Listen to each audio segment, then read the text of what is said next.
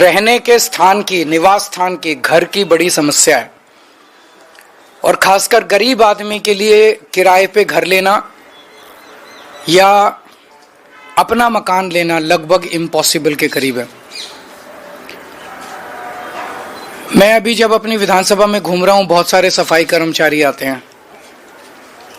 सफाई कर्मचारी जब रिटायर हो जाता है, जब तक रिटायर होता है तब तक तो उसे सरकारी निवास मिल जाता है, लेकिन जब रिटायर होता है तो वो लगभग सड़क पे आ जाता है। उसकी इतनी पेंशन नहीं होती कि उसमें वो किराए पे अलग घर ले सके, इतने पैसे नहीं होते उसके पास, सेविंग्स नहीं होती कि एक घर खरीद सके।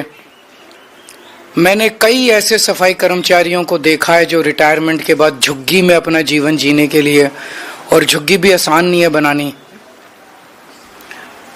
झुग्गी में अपना जीवन निर्वाह करने के लिए मजबूर हुए हैं।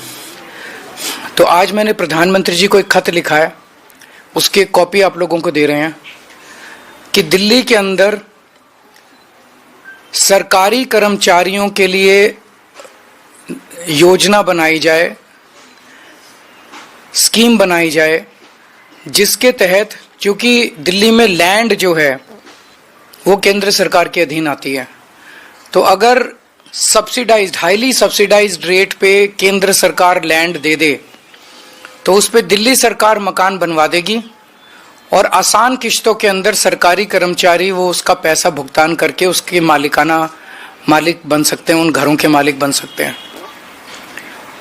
तो मैंने आज उनसे निवेदन किया है कि इसकी शुरुआत हम सभी सफाई कर्मचारियों से कर सकते हैं। इस योजना की एनडीएमसी के सफाई कर्मचारी हैं और नगर निगम के सफाई कर्मचारी हैं, और एनडीएमसी के और दिल्ली नगर निगम के जो सफाई कर्मचारी हैं, इन लोगों से इस योजना की शुरुआत की जाए, जिसके तहत केंद्र सरकार जमीन दे, दिल्ली सरकार उस पर घर बनवा दे और सभी सफाई कर्मचारी आखिरी के अपने कुछ सालों में अपनी तनख्वाह में से उसकी किश्तें कटवा के, और जब तक रिटायर हों तो रिटायरमेंट में उनके लिए एक सम्मानजनक जीवन जीने के लिए एक घर उन लोगों को मिल जाए।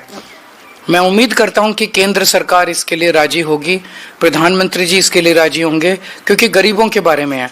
तो पहले सफाई कर्मचारियों से इसकी शुरुआत करते हैं। एक बार ये शुरू हो गई स्कीम तो फिर अन्य कर्मचारी, सरकारी कर्मचारियों के लिए भी इसको लागू किया जा सकता है। तो ये बेहद कल्याणकारी, जैसे प्रधानमंत्री जी ने कहा कि दिल्ली की कल्याणकारी योजनाएं लागू रहनी चाहिए, तो नई नई कल्याणकारी योजनाएं भी लागू होनी चाहिए। ये एक नई कल्याणकारी योजना मैंने आज प्रधानमंत्री जी को भेजी है। अगर आपका कोई प्रश्न है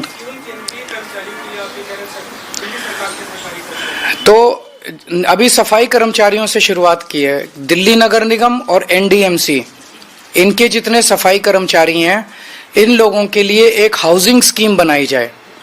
इस हाउसिंग स्कीम में जो केंद्र सरकार जमीन दे दे, दिल्ली सरकार उस पे उनके घर बनवा देगी, बिल्डिंग्स बनवा देगी, और ये अपना नौकरी में रहते रहते किश्तें देके मालिक बन जाएंगे, और रिटायरमेंट के बाद ये वहां उस मकान में शिफ्ट हो जाएंगे।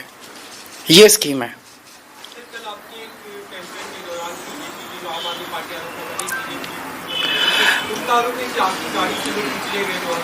देखिए, इस बार हम जिस तरह का कैंपेन देख रहे हैं, दिल्ली के लोगों ने इस तरह का कैंपेन देखा नहीं है। इस तरह की हिंसा आज तक दिल्ली के लोगों ने देखी नहीं है, जिसमें एक पूर्व मुख्यमंत्री के ऊपर कातिलाना हमला करने की कोशिश की जाए। लेकिन मैंने हमेशा कहा है कि मैं देश के लिए, समाज के लिए मेरा जीवन समर्पित है। वो अपने वो इसी तरह से, वो हार रहे हैं बुरी तरह से, वो इसी तरह से चुनाव लड़ना जानते हैं, वो इस तरह से अपनी कैंपेनिंग करें। मैं लोगों के काम के लिए, लोगों की योजनाओं के लिए, लोगों के भले के लिए, उनके विकास के लिए योजनाएं ऐलान कर रहा हूं, अपना काम बता रहा हूं। हम उस तरह से अपना कैंपेन कर रहे हैं। लिख के देने दो, वो अभी थोड़े दिन उनको उसमें जीने दो, सपने में जीने दो, कोई हर्ज नहीं है। संदीप दीक्षित ने भी चैलेंज किया है आपको कि आप एक मंच पे आए, उनके साथ बैठे, चर्चा करें। देखिए, संदीप दीक्षित जी को तो आप ही लोग दिखा रहे हैं ज्यादा। वो भी मुझे बताया गया, ऊपर से फोन आता है कि संदीप दीक्षित को दिखाओ, संदीप दीक्षित को दिखाओ। तो भाजपा को इस बार कांग्रेस का सहारा है इस चुनाव में। Thank you.